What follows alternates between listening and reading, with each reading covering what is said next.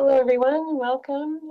This is Iowa City Equity and Human Rights' final Lens Series offering of 2024. We're delighted to have author Deirdre Mask with us to discuss her book, The Address Book, What Street Addresses Reveal About Identity, Race, Wealth, and Power. Graduate of both Harvard College and Harvard Law School. Originally from North Carolina, she joins us today from her home in London. And she will speak first about the book and then take questions.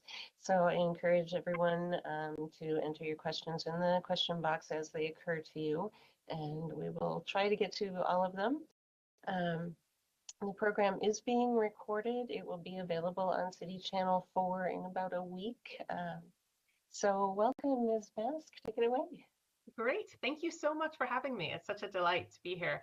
I was telling Kristen that when I was writing a book about street addresses, I thought nobody would feel as passionately about street addresses as me. So it's always lovely when people are interested in the topic.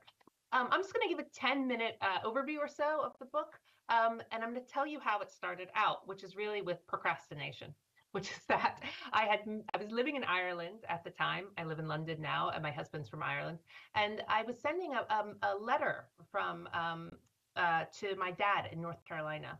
And I just had this sort of procrastination moment. You know, when I pay for the stamp in Ireland, how does the money somehow make it to the States Postal Service to deliver it? Anyway, this led me to this amazing website, which I encourage you all to go to, which is the website of the Universal Postal Union, which is the second oldest UN organization. And it has a name that sounds so boring, I think on purpose to conceal how incredibly interesting what they do is. And when I was on this website, I came across this interesting fact, which is that millions of people around the world, perhaps even a billion people around the world, don't have street addresses. And I thought, oh, well, that's kind of quirky. Like, what does that mean you don't have a street address? I thought it was sort of an interesting fact. But the more I read about it, the more I learned how hugely important it is to have a street address.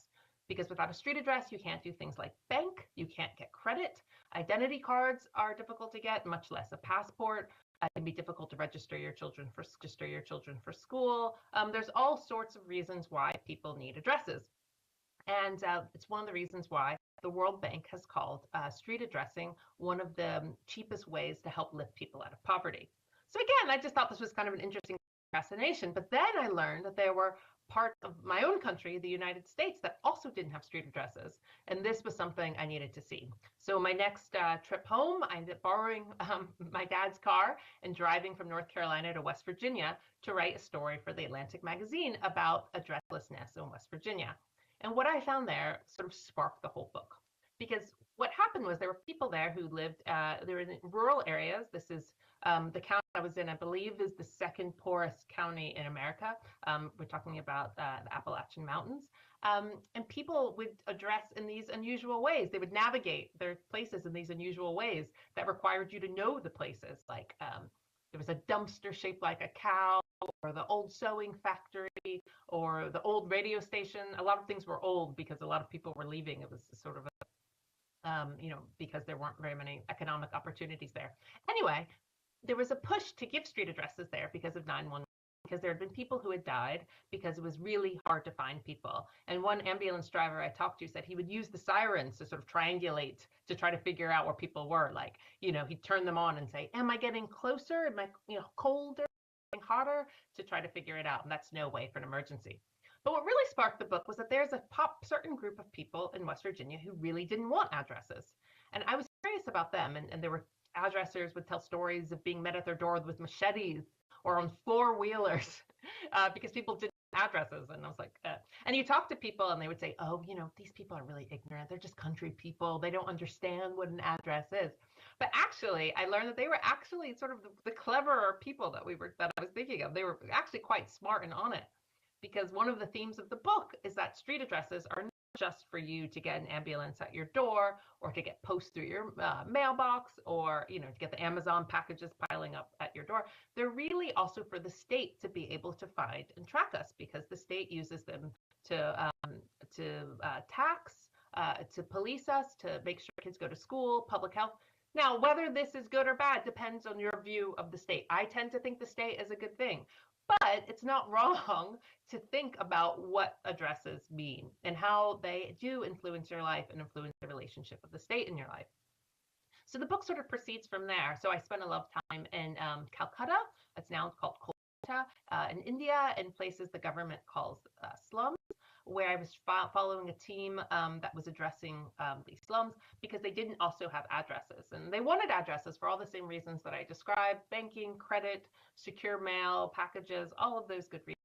But one thing I really learned there was the identity nature of an address.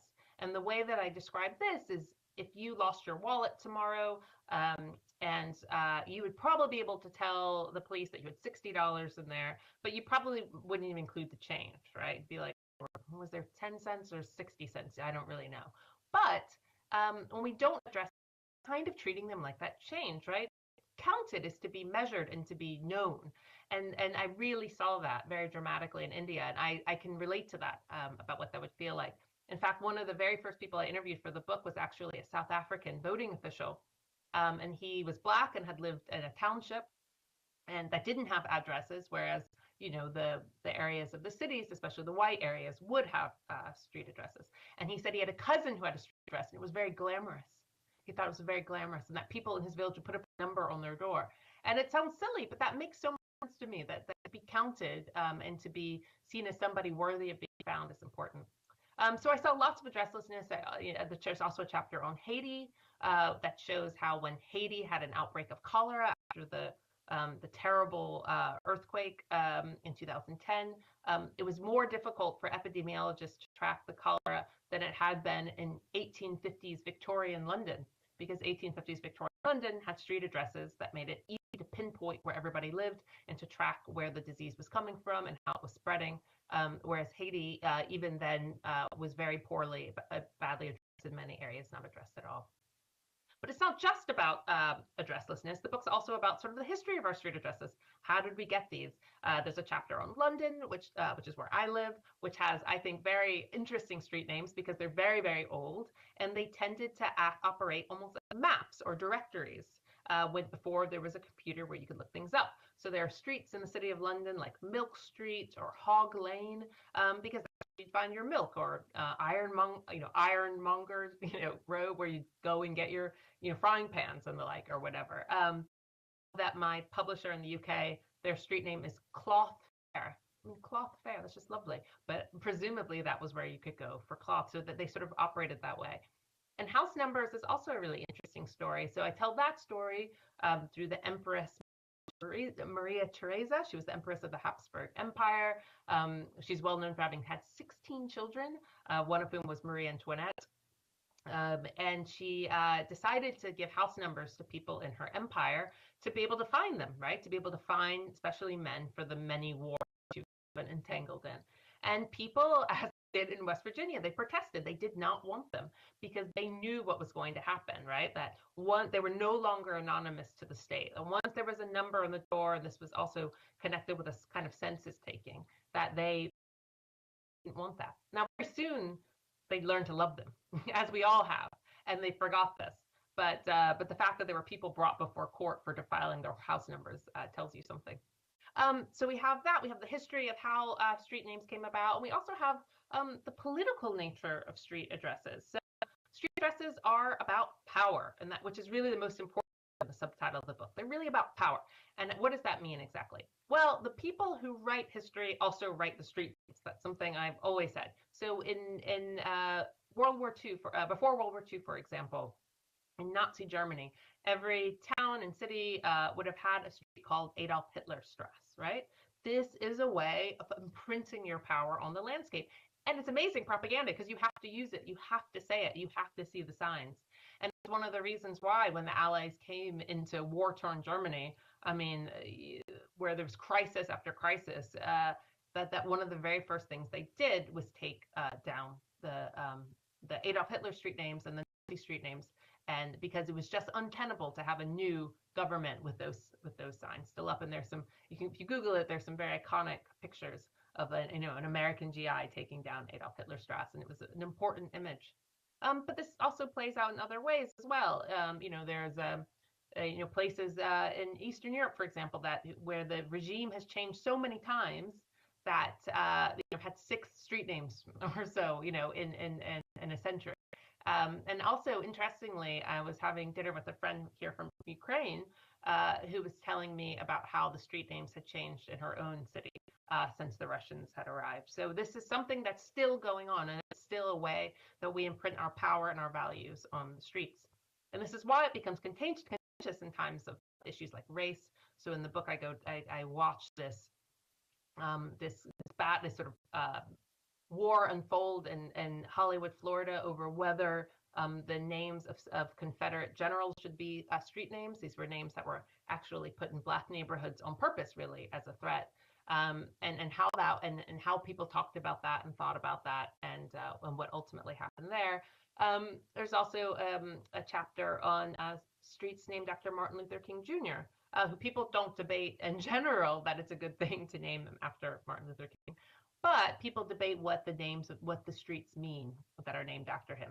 So there's a classic, sort of iconic Chris Rock joke where he says, something like, if you find yourself lost on MLK Street, what do? You should run, right?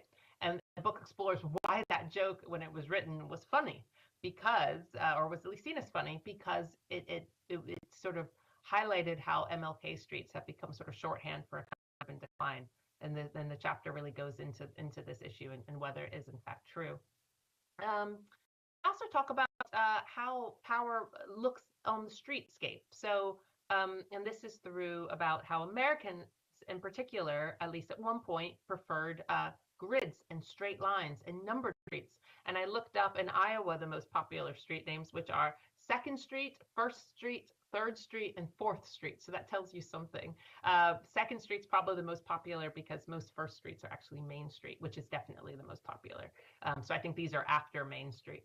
But this is very, very different in Europe, where there are virtually no numbered streets, tiny pockets of places, but virtually no numbered streets. And in fact, in some places, they're banned. And why is that? Because America saw itself as something very different from Europe, not commemorating kings and queens and aristocrats. We were going to have straight lines. We're going to be rational. But funny enough, today, people are much more likely to name streets after people than to number them. The book also just briefly discusses a sort of a reverse side of being addressless, which is if you're unhoused and you have no home, how do you get a street address?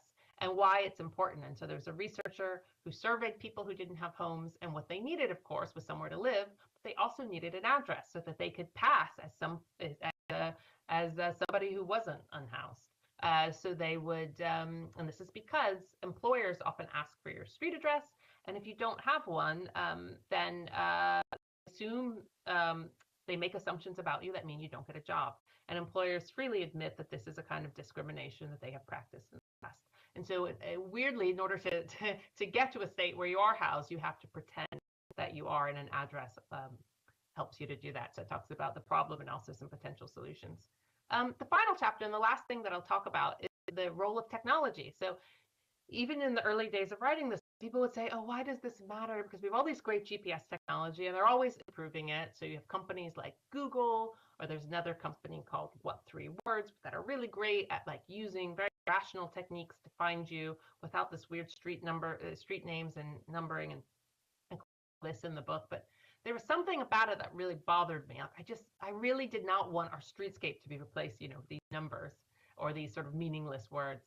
And I was talking to a street naming expert, and his quote will always stick in my mind. I sort of told him this problem, like, why do I care so much? And he said, well, we won't talk about Karl Marx, but we will talk about Karl Marx Street.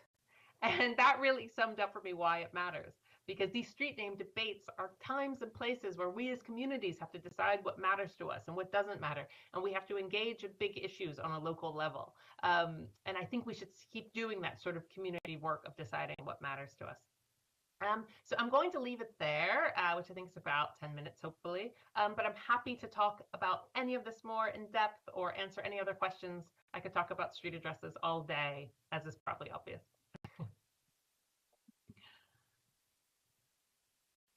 Would you like me to read questions, or would you? Yes, that would be great. Yeah, if you don't mind. Okay, our first question is thank you for your fascinating book, Deirdre. Can Oh, you thank you. offer any advice to me about how best to start researching the history of street naming in a specific neighborhood? I'm writing about my childhood subdivision created in the early 1960s, and I would love to learn more about how they chose the names of our streets. Yeah. Montego Drive, Darien Drive, Tulane Avenue, etc. How would you advise me to start researching Yeah. how and why these names were chosen? That's such a great question. It really depends on your community. Most times when I was looking for things, I'd start with the local library, not necessarily the bigger library, because often the local library will have the maps, the old maps. And so often you can see whether street names changed or how the land use changed around that time. So there's, for example, where I live, where I'm from in North Carolina, there's a street called Turkey Farm Lane. And I was like, what is this? Like it was in the middle of nowhere, it was not in the middle of nowhere, middle of the summer subdivision. And of course, when you get the local library map, you see there was an absolutely massive turkey farm there. And so the street name remained, but you didn't know. So you may find through those local records or local directories. So often streets are named after people, for example, who were landowners in the area. So you may find through those local directories and those local maps, you may be able to make some conclusions from the names of the people. There's often kind of historical societies as well. So was doing some similar research where my dad grew up, and there was a local historical society that was able to tell me ideas, and even locals that you meet on Facebook or whatever would sometimes have ideas. But really, I'd start with sort of the local library. That would be my first shout. Okay, another question is I'm interested in more about the changing of street names in New York. The Yeah. duplicating of street names, does this happen in other cities and towns? I'm not sure. So I don't know if this is from someone who's read the book, but there's a chapter on Manhattan I didn't talk about, which is fascinating because, as far as I know, it's still happening. At least it was still happening by the time this book was published. Something called vanity street naming, where you could pay the city at the time it was $11,000, so like not even that much, for approval to name their building or their property with a street name that wasn't even its actual street name. It's so crazy. So you could have your building's not on Park Avenue, but you could have a Park Avenue address, even though I mean, it's like the opposite of rationality because it makes you seem fancier. And what it caused was like total chaos, right? And so they're much less likely to do it now. But there was a time, especially when New York was struggling and trying to court developers, they did this all the time. So you do get this kind of maze of street names that still exist around New York.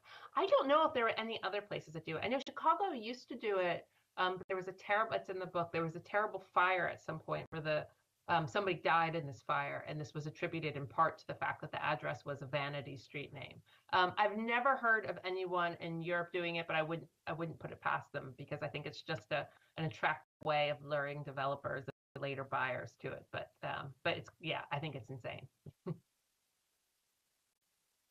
Um, did you have any feelings about the street that you grew up on? Oh, that's a really lovely question. I did because weirdly enough, I am one of the people who didn't really have a street address growing up. Because when I was growing up on the street, it was Route 7, Box 663A. So a lot of people will have street rural street addresses. I don't know if this is something Iowa still has on some level. I'd be curious to see if anybody had an experience like that.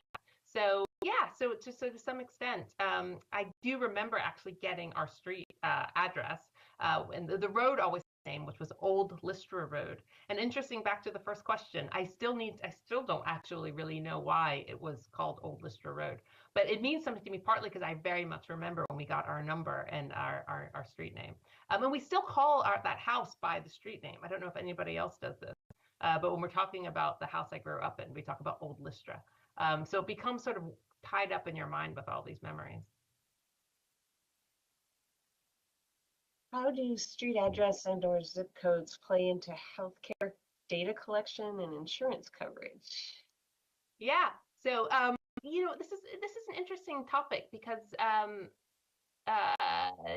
it happens a lot that addresses and zip codes in particular are used for things like like insurance coverage. So this would come up, for example, in places that had on the one hand, had places that were very close together. So maybe they share the same zip code, but they have very different insurance profiles. So, for example, they, the classic place of anybody who knows Palo Alto is that there's East Palo Alto and there's Palo Alto. And Palo Alto, as far as I understand, would be, quite well to do. East Palo Alto, much less so. But they would share, parts of it shared the same zip code. And so what would happen was that people were getting quotes based on the zip code for East Palo Alto. That people were very angry about this because they would get these sky high insurance quotes that were related to this neighborhood they didn't live in, and they were actually petitioning, which I thought was amazing, petitioning for a new zip code that would reflect their own community, so they didn't get high insurance rates. And there's an amazing website. I think it's attached to. I'll find it and send it out. That actually will show you different zip codes for marketers and what they're like. One marketer will be like, young, young upward mobile professionals is one, and one's like, retired community. This is their postcode, and one will be, middle-aged, Republican, whatever. There'll be all sorts of descriptions so that marketers can actually target people based on this. So actually, yeah, addresses are hugely important for all of those things that you described. Do you have any insight into why address numbers in the U.S. used to go up by one per house, and now they go up by seemingly random numbers for houses that are side by side? I know. I find this really interesting as well. And one thing I find really interesting as well coming back home is how high the numbers go. So, I remember going to a friend's house and her number was like 11601. It would sound like a Walmart, as some people would say. It's like, there's different rational ways for people to give house numbers to. And the way it works is often based on some level of space. And I guess the idea is that often there's spaces in between houses that, in theory, could one day get a new number. There may be another home. So even though it seems like it should go one by one, I think they actually are quite rationally anticipating that street may not always look like that street, and that, house properties may be subdivided, or new homes may be built, or others raised and built again, and they'll be able to sort of rationally fit everything in. But yeah, it does seem very random. I agree. And it's not really like that here in London. In London, it's pretty rational, just because it's been done a lot. It's pretty not that rational. It really does go up by one, just because that's just the way it's always been. We have a question from a former student of yours. Ah, lovely. Yes, it is more of a craft question. As a person who is both a practicing writer and an instructor of writing, Yeah. in what ways does each inform the other? How has being a writer affected your approach to the teaching of writing? How has teaching informed your own writing style or practice? Oh my gosh, I mean, dramatically so. I'm a much better writer that's a really kind question. I'm a much better writer for teaching, because sometimes when you write, I remember when I started doing this, I had been a big reader of the New Yorker, as I imagine a lot of you guys are, since I was very young. I remember when I got to college, I had a whole subscription through college, and I would read it from cover to cover. And I just thought, you read it so much, you think it's really easy. You're like, I can totally do this. Like, I know the rhythms. And then you start to do it and you realize it's utterly impossible. That what those writers do in the New Yorker every week is just basically a pipe dream. But so what you have to do, you have to break it down. And the best way of breaking it down really is to teach it. So you read, in order to teach a class, you have to read so much stuff. You have to find so many craft books. You have to think about it. And then when you're also evaluating a piece of work, you also, what's not working here? Oh yeah, this thing lacks a conclusion, or the complexity is missing here, or this part is just boring. And so in teaching, not only do you learn stuff, you learn it systematically, but you're also able to spot and identify things that go wrong. And in the classes that I've taught, it's always peer review, and peers will have these really interesting things to say about a piece that I never thought about, because we're all readers and we're all writers. So they absolutely go hand in hand by me. I've learned so much more from teaching than I have than I could have just at my desk. Definitely. Thank you. Do public health education include addressing as a dimension of curriculums? Not that I know of. That's a really interesting question. I can find quite a few articles, and in the book, there's a really interesting school here. It's called the London School for Hygiene and Tropical Medicine, which is kind of interesting. But it's quite a famous school. It was really set up, I think, really for the British colonial there are all these British colonials in places like India, and these places were set up for research for sort of tropical diseases because of that.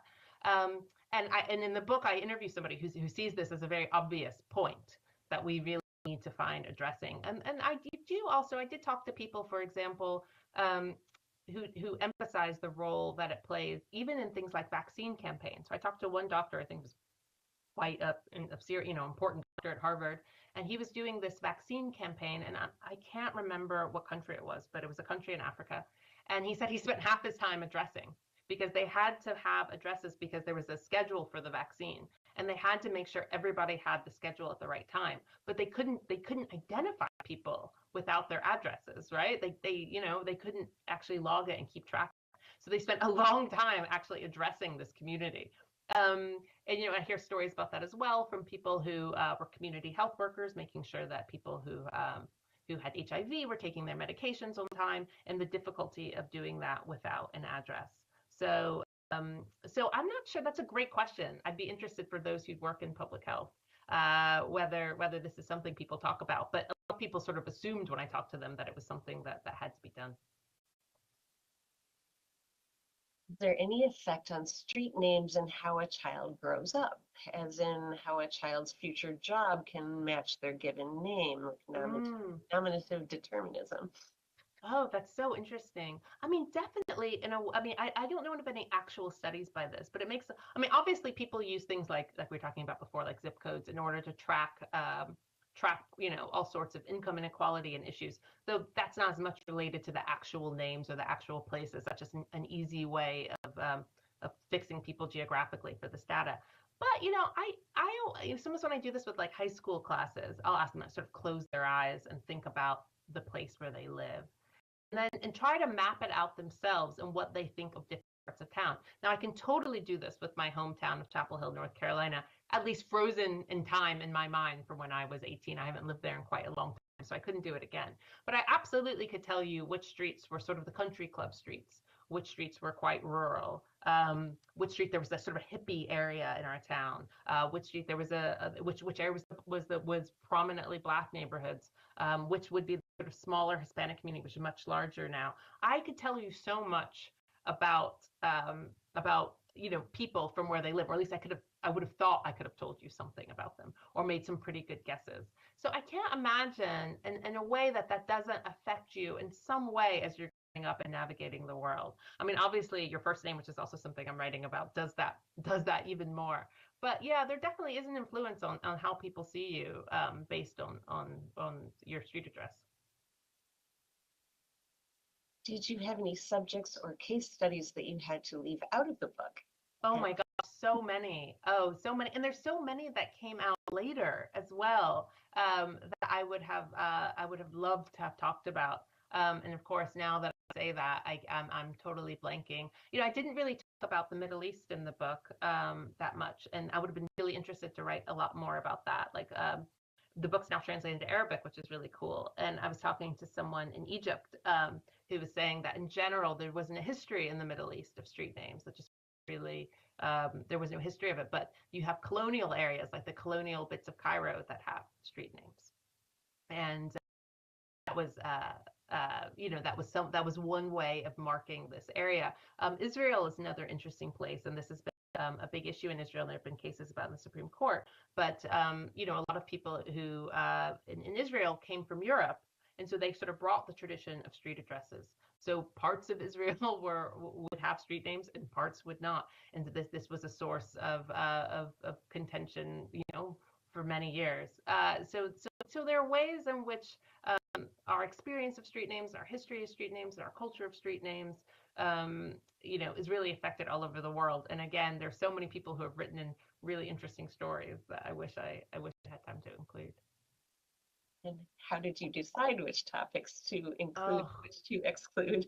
Yeah, well, so that's a great question. I mean, in some ways, I was often thinking thematically. Thinking I would have like a question in my mind, like why do we have like numbered streets, right? So, but that leads you to places like Philadelphia, the first place in America that had numbered streets, and that leads you to New York. And so, those stories really match together. There's an unusual pairing in the book between Iran, which about a story of sort of Iranian revolutionaries like changing street names in Iran. But there was sort of a weird juxtaposition with Northern Ireland, which is where my husband's from, and the way street names work in Northern Ireland, and commemorate. I think I was often looking for links between stories that might help illustrate a point or a question that I was trying to answer. Um, but yes, no, but I really do feel like I could write this whole book with the whole different stories because there's just so many. And people who are interested in this stuff, I mean, academics have been writing about so much of these issues for so long, and I relied on so many of them and spoke to dozens and dozens of them. But of course, they're published in sort of minor geography journals. And don't really get the audience they deserve. So the one nice thing about this book was being able to bring so much of their research to life, or to a broader public, really. Can you speak to the social perception of a street address versus a PO box? Oh, yes. Well, this is really interesting because in West Virginia, a lot of people had PO boxes and they really didn't want them because of the annoyance, right? You want to ship something that says no PO boxes. This can play out in other ways. So there's a community. It's one of the richest communities in America. Is it Alpine, New Jersey? I don't know if it's still this way, but it was at the time I was researching it. That they did not have street addresses. So we have these very poor. This makes so much sense to me. We have these very, very poor parts of America that didn't have street addresses, and then you have these very rich parts of America like Alpine, New Jersey, Carmel, California, who didn't have street addresses either. And in Alpine, New Jersey, yeah, you just got your mail to the post office.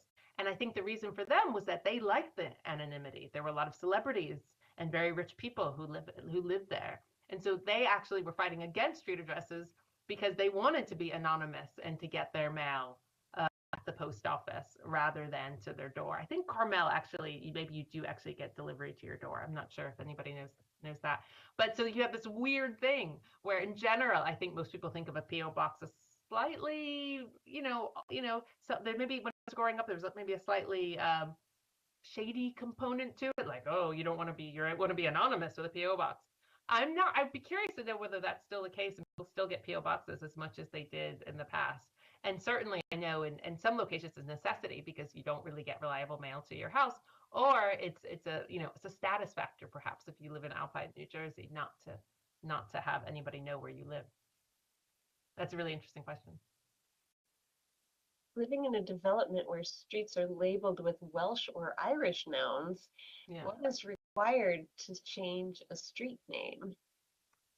Oh, so what's required to change a street name? Is that the question? Yeah. I guess so. Yeah. Yeah, that's a question. I mean, it varies so much. One nice thing about street addressing is that it's intensely local. It really, there really isn't a lot of street naming on the national level. So these tend to be things that communities get involved in. And most of the communities that where this would come up, they would have some sort of ordinance or some sort of process for doing this, for changing a street name, a way that a citizen can say, for whatever reason, the street name does not suit. Sometimes the post office will get involved in the sense that you'll have two street names or 911 services. Like you have two street names that sound a lot alike, but they're spelled differently. And that's confusing for 911 or confusing for the post office. But often there is a way. Most of the street name changes that I came across were citizen started. The problem with it can be is that it can be quite expensive. So, for example, in the Hollywood, Florida case that I talked about about changing Confederate street names, they had to find somebody who was willing to donate the thousands of dollars that it was going to require to change street names. I mean, presumably to change the street signs and the extra administrative work. And I'm not sure how that money is parsed down, but sometimes it turns out to be actually quite a hefty bill. I imagine your community has some ordinance or process for doing this. I was interested in the way Tokyo names the blocks instead of the streets, and how the street is negative space instead of the actual the thing that's paid attention to. Yeah. What do you think that says about culture?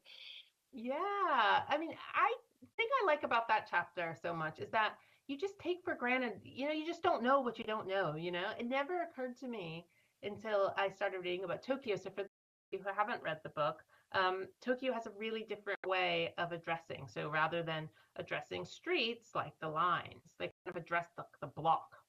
And also like the numbers apparently like aren't in any particular order. Like it's not. I mean, talk about like one up, like we were talking about. I think the street names are basically from when the houses were built. And famously in Tokyo, the life of a building is much shorter than in other parts of the world. So this happens a lot that buildings are torn down and built, and they'll get these new numbers.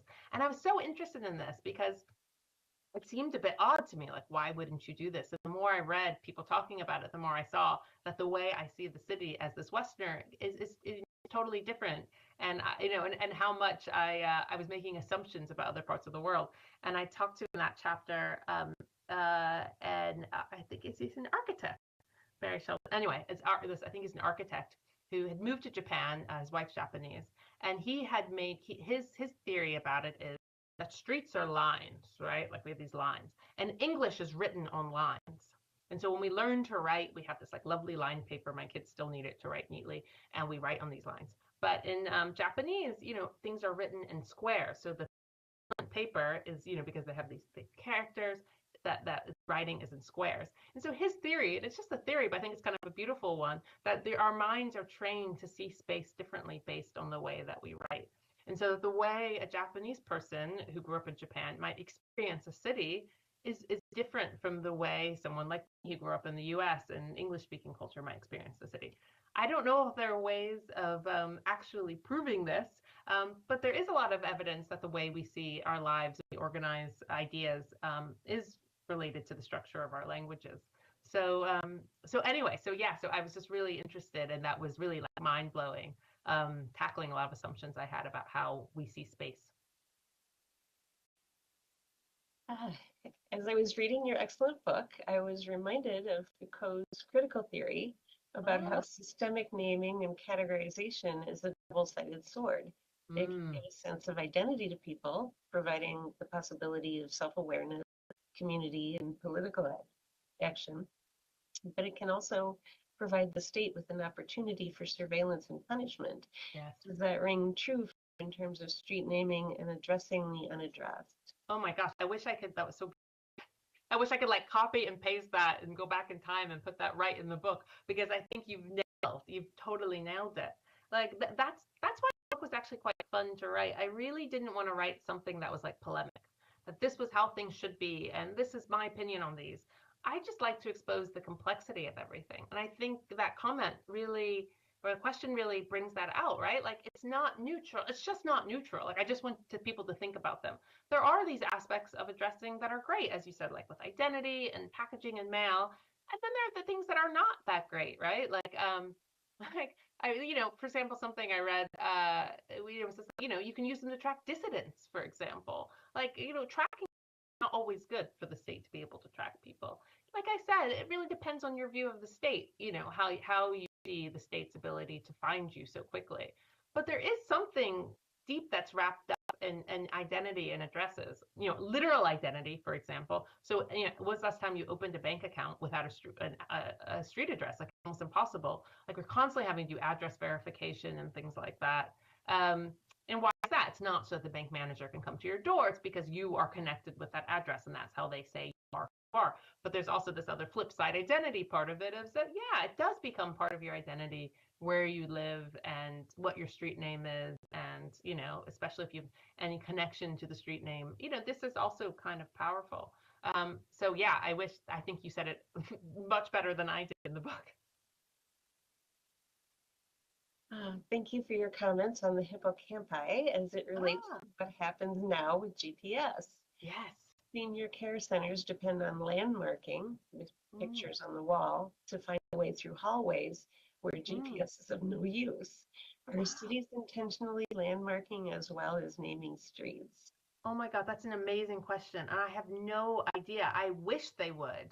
I mean, I think cities are getting a lot better at navigation for the ordinary person. I don't know what it's like in Iowa, but in London, for example, a very big city, lots and lots of tourists. They're really good at having now maps and signpost places. I mean, this has gotten even better over the last sort of 10 years that I've been living here. But intentionally walking is interesting, especially in places. So one thing I talk about in the book is about how much easier it is to navigate places that are imageable. And that basically means places that have lots of landmarks to them. Whereas places that aren't imageable, say a place where everything is a certain kind of field, for example, or so a lot of rural communities cannot seem quite as imageable. There's not much, not much to see. Um, Certain cities are less imageable than others just because there's fewer distinctive buildings. These places really are harder to navigate than other places. London's quite good because it's a big city. There's lots of statues and monuments and things like that. I think it's better than my own hometown in that sense. I did not realize that about care homes and that they may use the landmark. It sounds brilliant to me. Like some of the apps are getting better. So Google Maps now can let you look around at landmarks in order to find out to orient yourself where you are. At least you can on the map service here in the UK. But I have to say, for somebody who wrote a book on addresses, my navigational skills are very poor. So I am one who relies very, very strongly on landmarks myself. But that's a great question. It would be a great idea for a city planner to intentionally landmark, I think.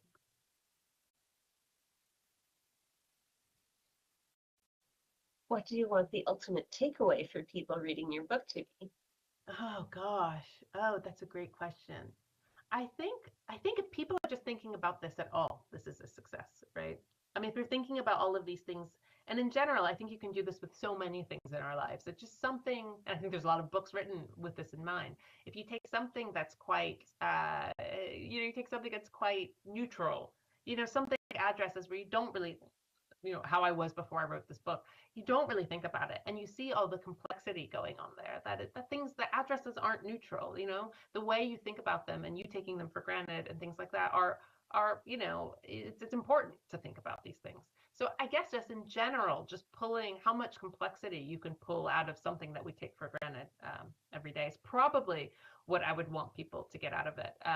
You don't necessarily, in my mind, have to have views one way or the other about all the issues that I talk about, but just the fact that you're thinking about them at all is to me, a great success.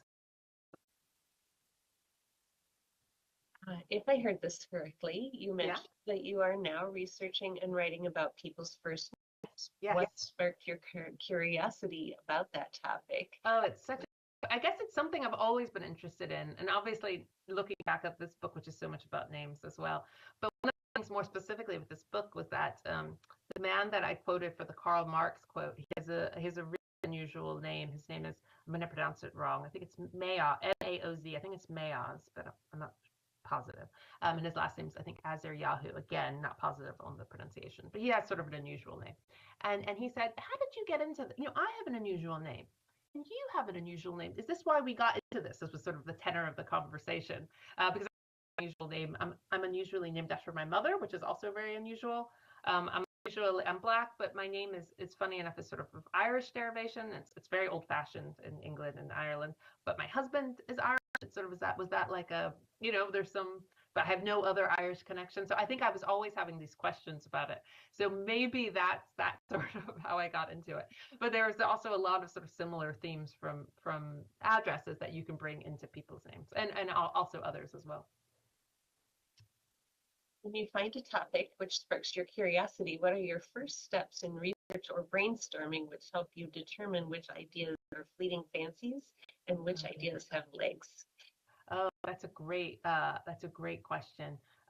Yeah, I think I just start the way anybody starts, just with Google, just Googling Wikipedia, what's going on here, like what's happening here, what's interesting. And then I usually look to the academic research at that point. What are academics, really smart people who are writing for each other, not really for a general audience? What are they saying? So I tend to sort of, after I have the land, I tend to read as much as I can academically. I'm very lucky to be very close to the British Library, a little bit like the Library of Congress in the sense that they have, just massive collection of academic books and really sort of dive into there. And then I interview a lot. So if I read anytime I read an article that sort of I find really interesting, I email the professor who wrote it and I say, can we have a conversation about this? I'm really interested. And you'd be surprised, even if they have no idea who you are, how many people who do this as their life's work want to tell people about it. So I get a pretty good strike rate of people who are willing to hop on a call, or if I happen to be in their city, talk to them. And often they have really interesting insights. The West Virginia article, for example, really came from an academic article that was very academic, a really brilliant article. This a geographer who very helpful in the book. His name's Ruben Rose Redwood. And he'd been talking to him. He had like all these other insights that didn't really fit in an academic world. And he was like, oh, you should, go to West Virginia and see it for yourself.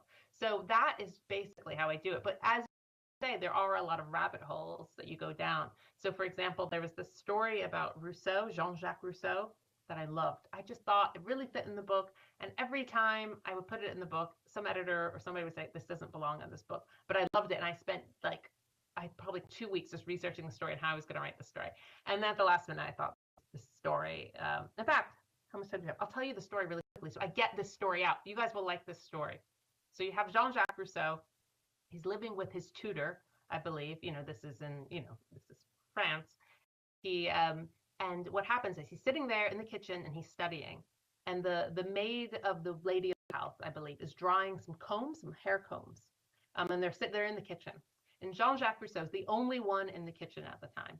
But when the maid comes back or when the lady of the house comes back, I can't remember, the comb is broken. And they say, you did it. You tell Rousseau, of course you did it. And he's severely punished for this act.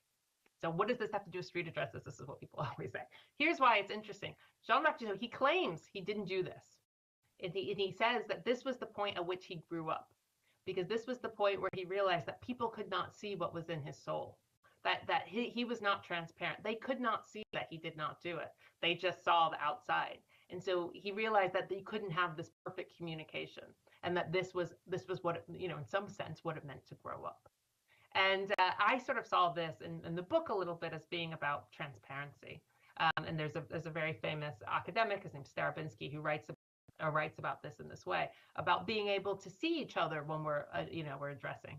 But actually, I just really love the story, and I spent so long on it. Funny enough, my husband really thinks Rousseau did it. He really thinks he did, and that he's lying.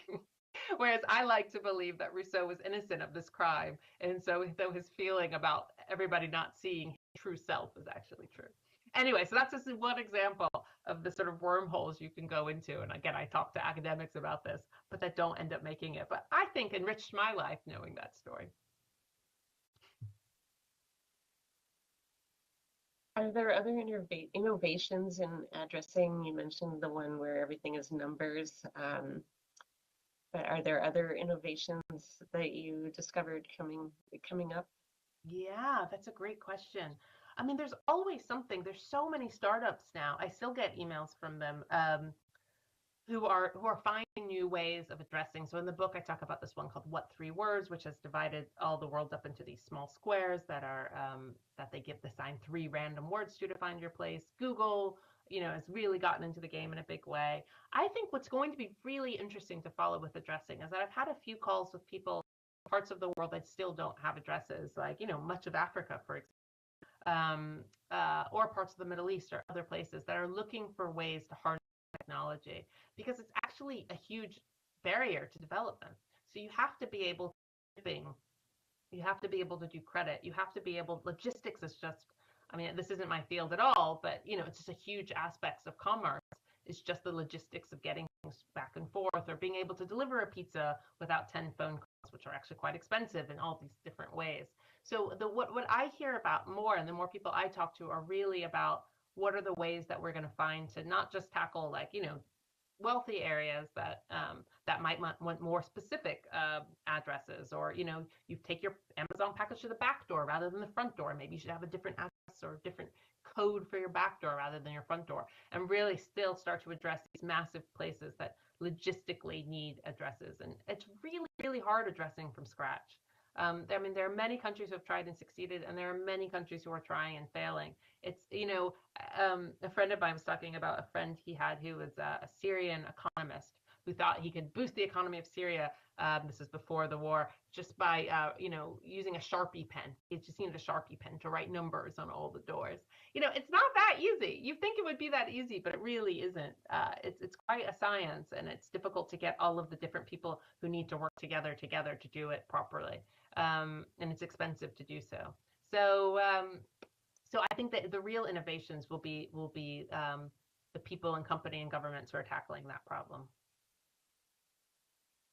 What was most surprising to you as you wrote the book? Oh, what was most surprising? Oh gosh, that's a great question. yeah, I talked about the Japan stuff, which sort of blew my mind. Yeah, I think actually, I think what it was is almost like what I just said. I think I'll go back to the start. I still say the most surprising thing to me is that millions of people, maybe a billion people, don't have street addresses. I think that still kind of blows my mind a bit, that there's still so much of the world in this modern age with commerce and logistics and just money, just everything, that so many places in the world are unaddressed or basically unmapped. We sort of think of every part of the world being sort of covered by the all-seeing eye of technology.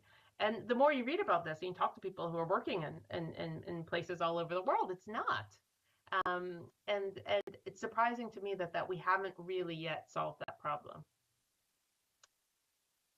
I think, yeah, so I would still say what started me on the book is probably still what shocks me the most. And what is your next project, and or where else can we read your work? That's so nice. My next project is, as I said, I've just started on this new book, which is about people's names. So again, it's a bit like this book in a way. So I'm going to France next week to interview loads of people about different aspects of and controversies in France over naming. The chapter that I've recently written is on Iceland, which has a closed list of names that's tied to sort of Icelandic nationalism. So yeah, so that's sort of my next project. So that's pretty much what I'm working on. But I often do sometimes publish things in, newspapers, or I read books for the New York Times sometimes, or old articles. I actually have a very funny article about, I think it's funny, I'm not to say that, that's about NPR reporters' names that I wrote some time ago, but I still think it's one of my favorite things I've written, which is about why when you listen to NPR, if you do listen to NPR, the names really stick in your mind, like, Sylvia Poggioli, and why, why all these names become important to us. And I interviewed a lot of NPR reporters about their names, and so that's fun. But in general, right now, I'm sort of back to book writing mode. But thank you for your interest. We have about 7 more minutes if anyone has another question. There aren't any open questions at the moment. I was struck by how recent zip codes were. That was very surprising to me. It's totally recent, and we totally take them for granted, and they're so useful. I mean, another interesting zip code story is actually Ireland. So I never had zip codes until, like, oh my, is it even 5 years ago? Maybe 10 years ago. Less, I'd say. And people really didn't want them. They were like, Ireland, everybody knows everybody. This is, everybody knows everybody else here. We're such a small country and everything like that. They love them. Now they have them, they love them. And so now I realize, because they're super convenient. And it's interesting the way zip codes work in different countries. So, where I'm from in North Carolina, that covers quite a big part of my town, my zip code. In England, it's very small.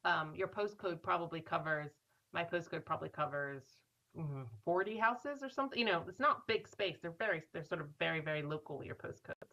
And in Ireland, I believe it's even more so. It's like quite specific to your house. So it actually is very easy for a delivery driver, for example, to find you on your postcode. So I always think Ireland's really interesting, because they're sort of like those, those Viennese who said, we don't want these we don't want these house numbers. And then suddenly they were using them, like almost instantly, they used them for everything. So in Vienna, for example, right after very soon after they got house numbers, there were like lost dog signs, which I thought was lovely, listing, if you find this dog, take them to house number 12 or whatever on the street. One of the facts that always sticks out is that Mozart lived in 12 different addresses in Vienna. Like, he was constantly moving, constantly changing addresses. So it's funny how very quickly people forgot that they at first thought this was like the state trying to reach in and take their freedom. And soon we all discover this. And it was interesting because the book came out in April of 2020. So obviously at the very start of the pandemic. And I felt like we were all very interested in our addresses at that point, right? Because we were all getting deliveries and we were all staying in. And also a lot of the public health mapping was done with things like zip codes, where these certain zip codes were, in higher alert than others. And a lot of the public health mapping actually was quite place-based. So in some sense, the book came out at a timely time in terms of us thinking about space, or where we weren't going, really. I suppose. Are there many cases where official names of streets are ignored? For example, Sixth Avenue in New York City is called Avenue Yes. of the Americas. Yes, that was one of the stories that was left out, and that was about how Avenue of the Americas became Avenue of the Americas was this really big deal, and then nobody ever used it. Absolutely, and there are places. There's a bit of the book I really like. I can't remember which. I think chapter that talks about how certain communities have renamed streets, right? And so it talks about how in Chinatown in New York, of a lot of the people who live there do not use the street names that are there, and they've renamed them based on what happens there.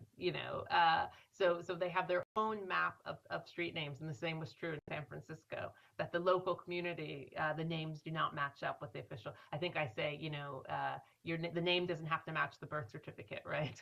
So the way people talk about space and their names were based on older names, and this still happens in places where the street name changes. In my own hometown, there was a street that I always grew up knowing as Airport Road, and it was actually changed to Martin Luther King Jr. Boulevard, I guess, uh, after I moved, and which was right by me. At the same time, in my head, it was always going to be the Airport Road. It was Airport Road. It led to the airport. There was an old airport there. It led to the airport. It was Airport Road. Now I go home and I have no problem saying MLK Boulevard. I forget it was even Airport Road. It's amazing how much these things come to me. But for a very long time, for an outsider, I'm sure most people were calling it Airport Road, or they were trying to figure out why. But we do tend to come around in the end. It's funny how you made that point about insiders and outsiders, because I was thinking of Chicago and how they nickname the freeways. Ah. And the residents know what the Dan Ryan is, but if you're an outsider, you're going, okay, what number? Yes. I think that's so true of so many places. I mean, that's interesting that it's in Chicago, in a big city, because I definitely found that. That's a really great fact, actually. I definitely found that in West Virginia, because there was one point at which I'm trying to find someone in the book, for those of you who read it, and I'm asking this man who's sitting in his truck on the side of the road for directions, and he's like, oh, he's a big person of the town. He was the pastor. He's like, well, do you know where my house is? I mean, that genuinely. And I said, well, no. But people in the community would know. He probably lived in some, he was trying to orient me in some way, but everything he was orienting around were things you would have to know. And one example from that was that there's one very small community. When I say small, these communities are like 100 people or less, some of them. And they would navigate around the name of a school that had burnt down like 20 years before. So it literally was that you could not find your way around without knowing some of the history, which is problematic, but also kind of beautiful. Like, I kind of thought that the way that history was woven into the way people had directions and they saw their space was totally different from the way my experience of growing up in my own hometown was. Like, in the sense that you really have to know the landscapes and what they mean and the landmarks. So I think there's also is some beauty in being able to see where you live in that way. Well, thank you very much. This has been just so very interesting. Thank you for having me. I'll take any excuse to talk about street addresses with people who are equally interested. So thank you for all the excellent questions. Well, thank you everyone for coming. Enjoy the rest of your day. Great. Thanks, everyone.